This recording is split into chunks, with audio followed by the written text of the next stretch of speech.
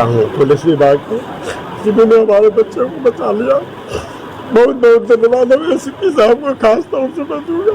आपने अपनी जान पर खेल कर हमारी बच्ची को बचाया आपने, तो आपको मैं बहुत बहुत प्रणाम करता हूँ, बहुत बहुत वंदन करता हूँ सर आपको। बुला लो यार, ले आओ, टीम भी आ जाए, सारी टहल वाली टीम भी हमारी आ जाए, सब आ जाओ। थाना प्रभारी आएगी नहीं, परिवार को बुला लो यहाँ। अगर कोई एक दो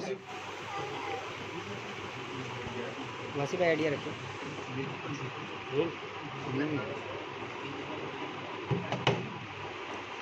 चलिए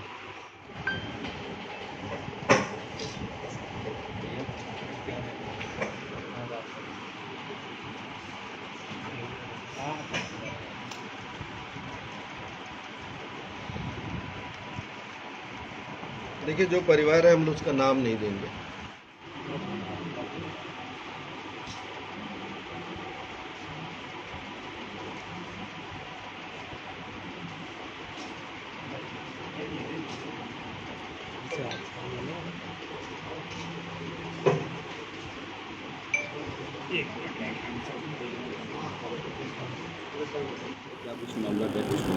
आज दोपहर 2:30 बजे थाना शिवपुर चांदमारी के अंतर्गत वीडियो कॉलोनी है, वहाँ पे दो अज्ञात बदमाश एक घर में घुस गए, जहाँ उन्होंने एक बच्ची और उसकी मदर को अपने कब्जे में ले लिया और चाकू की नोक पर परिवार वालों को बाहर भगा दिया।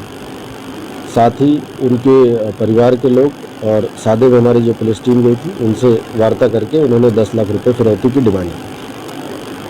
इस बार कई बार पुलिस के द्वारा उनके परिवार के लोगों को साथ लेकर बाहर से ही वार्ता करके निगोशिएशन हम लोगों ने करने की कोशिश की और उनको मनाने की कोशिश की, लेकिन वो नहीं माने।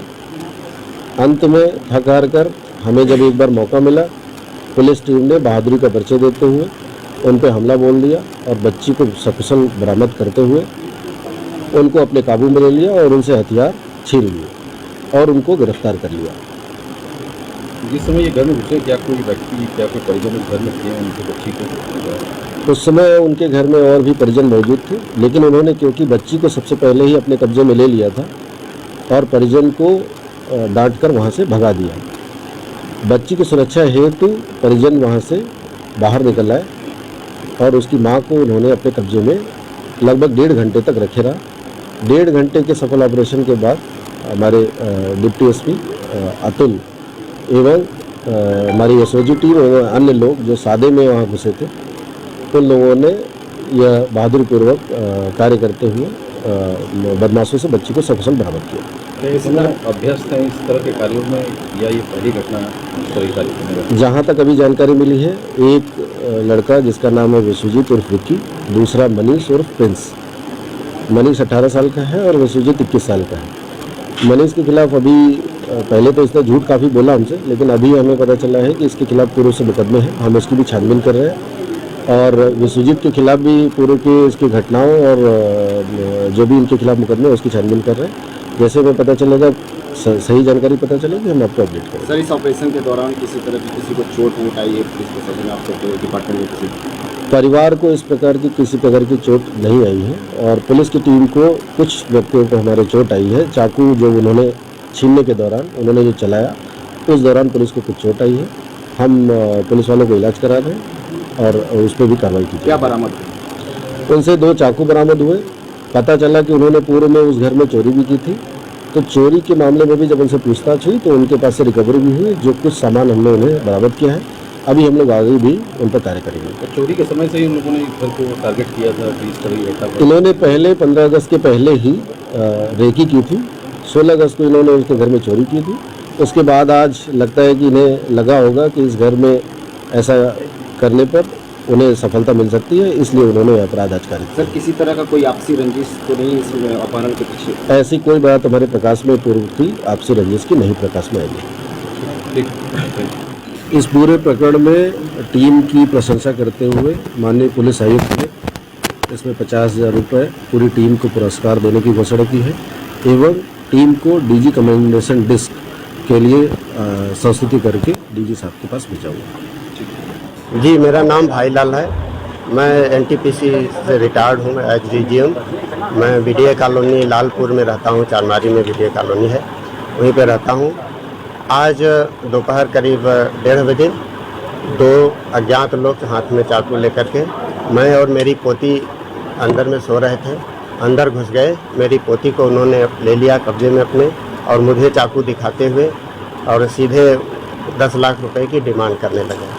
काफ़ी इसके बाद मैं इधर उधर करते हुए मैं किसी तरह से घर से बाहर आया, और मेरे पोती को और बहू को, बहू हमारे सारा परिवार ऊपर में रहता है, नीचे ग्राउंड फ्लोर पर मैं और पोती सो रहे थे।